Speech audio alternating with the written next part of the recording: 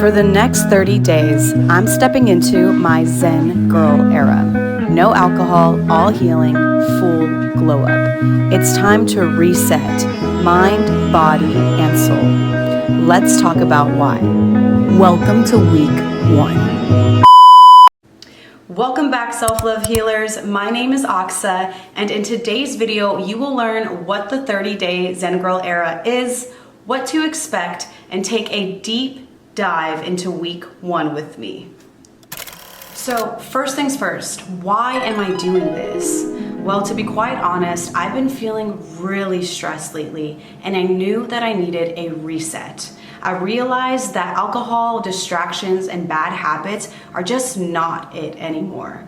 I wanted to prove to myself that I can say no, I have self-control, and most importantly, to show myself I'm still fly as hell and know how to have a good time, even without alcohol. So I'm challenging myself to the next 30 days of full alignment, no alcohol, and deep inner healing. Now, what does the Zen Girl Era mean?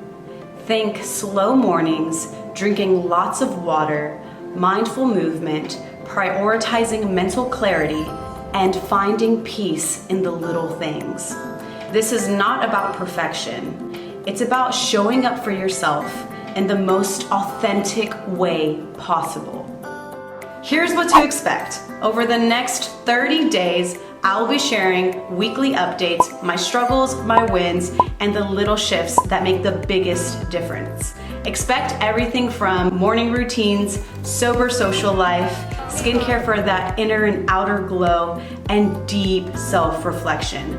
We're talking full transformation. Now, before we take a deep dive into how week 1 went, let's go over our goals.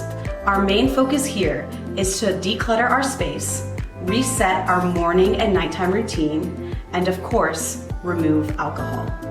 Now let's get into week 1, detoxing our space.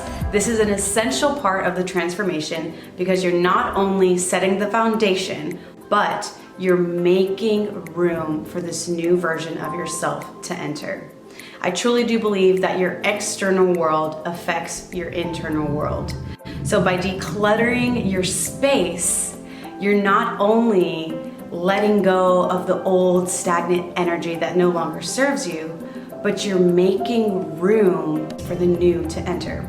So we went ahead and went into every single room of our home and we decluttered it, reorganized it, threw some things away, gave some things away. And when I tell you, I instantly felt lighter in my own head. It's crazy how the 2 and 2 tie together, but it works. And it is a must do before you do anything else in this transformation. The first night out not drinking was a little bit uncomfortable. I could feel my hand start tapping on my leg because I didn't know what to do with the social anxiety. Then I ended up starting a conversation with these strangers, and next thing you know, we ended up having the best girls' night out anyways. So that just came to show me I'm still fly as hell and know how to have a good time even without the alcohol, and that even though I felt the jitters at first, I didn't let it tempt me to grab a drink and ease anxieties. The best part was I woke up earlier and more energized. And for me, that was a big win, knowing that I had stayed out the night before till 2 a.m., danced, drank my mocktails, had a great time, and genuinely woke up feeling really good about myself versus waking up hungover and regretting the things that I did last night. The next thing I did was nourish my body and mind through hydration and movement. I focused on getting myself back into the gym 3 times a week, drinking lots of water. My skin is already thanking me. And then of course, I got myself to start doing Pilates, and thank you to Candace for making my abs sore for the last 3 days just from her 1 Pilates class. You're a damn good instructor. One thing that I absolutely love about getting myself back into the gym and just nourishing my body is that I'm naturally starting to wake up feeling fucking great. The other night I played this meditation. It was Bible verses, and I don't know what it was about that, but I think it really just helped ease my anxieties and my worries that I naturally woke up with a peace of mind. Like, that never happens. Okay, sometimes I'll wake up and I'm just like already thinking about the tens and million things I have to do. But listening to this meditation at night, being back on my grind in the gym, I just woke up and I'm just like, and I carried that same sense of peace throughout my day. I finally felt like I'm back in a good place with myself, mentally, physically, and spiritually. Now, that leads us into the next thing, routines for our mind, our body, and our soul. So recently, I've been getting into resetting my nighttime routines with meditation and prayer. Now, if you're here, you know I am big on God. I truly do believe we cannot do anything great without God on our side.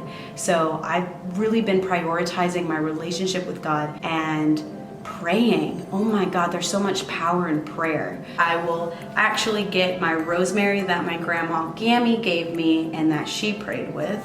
The other night, I was just feeling really kind of anxious, and then I looked up prayers for anxiety and fears, which then led me into that nighttime meditation, which then led me to wake up feeling mentally at ease and at peace, which is what I want to be feeling all the time. We have that access to go to God, to speak to something that is much more higher than ourselves, that is much more powerful than ourselves, that is in full in control, and is always there for you to lean on when you need it. I do my best to do some meditations right before I go to sleep. I've been doing it 3 times a week, and what I'll do is I'll listen to a guided meditation. And here's actually a clip of how one of the guided meditations work. I thought I'd share something with you that I didn't mention at the beginning of this video, which was that this exact meditation was actually a nighttime meditation right before you go to bed. And throughout the meditation, she was just talking about just feeling the bed behind you. Again, I spontaneously just hit shuffle, and it was exactly in alignment with where I was and what I'm doing. And you know, sometimes that just happens. She spoke about surrender and how it's okay to let go and how it's okay to let yourself be carried. Signing out. Day 12, baby. Day 12. It's really so neat to just hit shuffle and let whatever come your way, come your way. So I'll listen to those guided meditations, and I'm at this point now where like my spirit is eager to go and do the meditations. Whereas before it was like, meditation, stillness, silence, listening to our thoughts. Disgusting. We're never gonna do that. Absolutely not. Let's go distract ourselves. Like, no, now my mind and soul is just like, fuck yeah, we're gonna go meditate. Fuck yeah, let's go do this. And just see what I'm gonna get out of that meditation. Am I gonna get a good cry? Am I gonna get some insight? And am I gonna get some answers?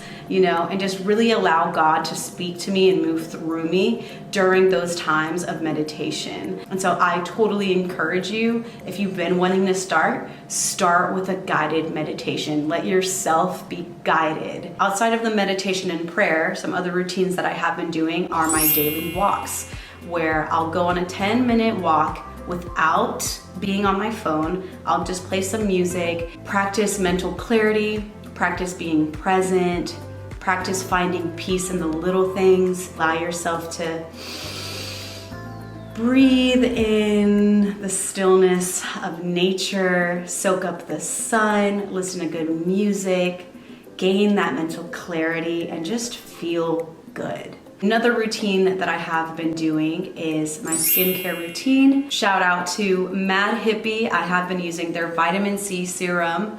You already know, for that extra glow. It's like kisses to my skin. It couldn't feel more loved. And also a toner for my back acne. On top of all of that, I have been making journaling my experience throughout these 30 days a routine as well. Journaling is a really good way for me to capture the good moments, capture the not so good moments, the areas where I'm maybe struggling with that's kind of hard. This whole saying no thing is no joke. It is a little bit uncomfortable, but I'm already noticing so many positive shifts and differences happening in my own personal life. And so I'm just a lot more eager and ready to take on the next 3 weeks of this transformation. And I'm also just curious to see how the next 30 days unfolds. And the best part is presence. I feel a lot more present in my day-to-day interactions with people and whatever I'm doing that's right in front of me.